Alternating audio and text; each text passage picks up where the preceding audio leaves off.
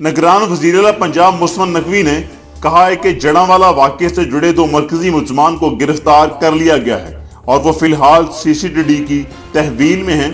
दूसरी तरफ जड़ांवाला में तोड़फोड़ और जलाओ गिराव पर थाना सिटी जड़ांवाला के मुकदमे में इसदाद दहशतगर्दी एक्ट और पंजाब साउंड सिस्टम एक्ट की दफात शामिल की गई हैं और इसमें कहा गया है 500 से लेकर 600 मुश्तिल मुजाहरीन ने मसीही बिरादरी के घरों और गिरजा घरों में दाखिल होकर तोड़फोड़ की है।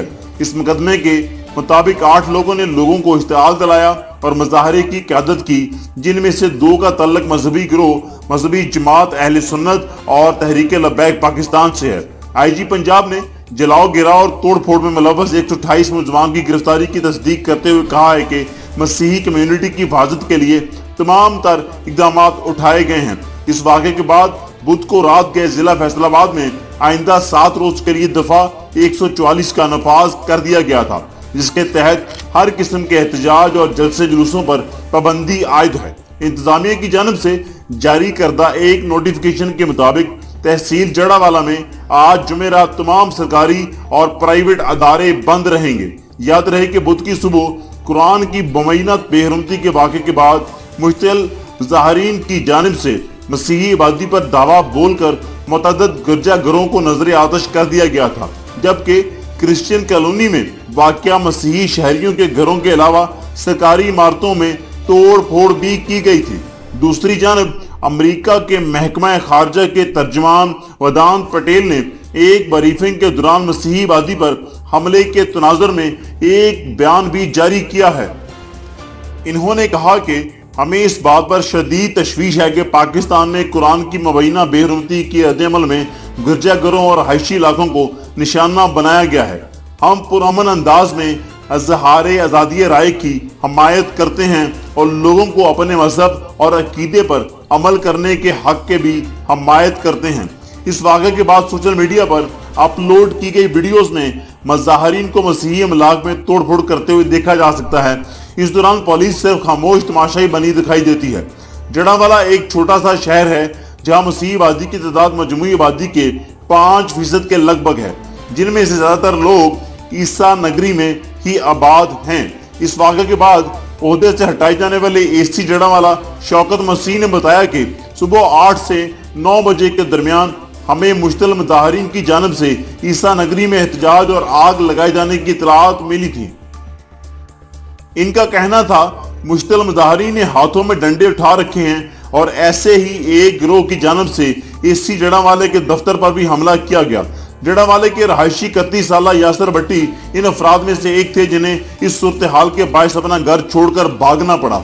इन्होंने खबरसां अदारे AFP को बताया कि इन्होंने खिड़कियां और दरवाजे तोड़कर बाहर अपने आप को महफूज किया। हमारे फ्रिज, सोफे, कुर्सियां और दीगर घरेलू सामान को जला दिया गया, फिर इसे गिरजा घर के सामने रखकर सारे सामान को आग लगा दी गई। इस वाक़े के ऐनी शाहिद ने बताया कि मंगल और बुध की दरमियानी शब के क्रिश्चियन कॉलोनी में आमर नामी नौजवान ने मुबैना तौर पर चंद तौहीन आमेज पंफलेट लिखे और मुबैना तौर पर कुरान पाक के चंद औराक नौजुबिल्ला चंद औराक की भी बेहरमती की है।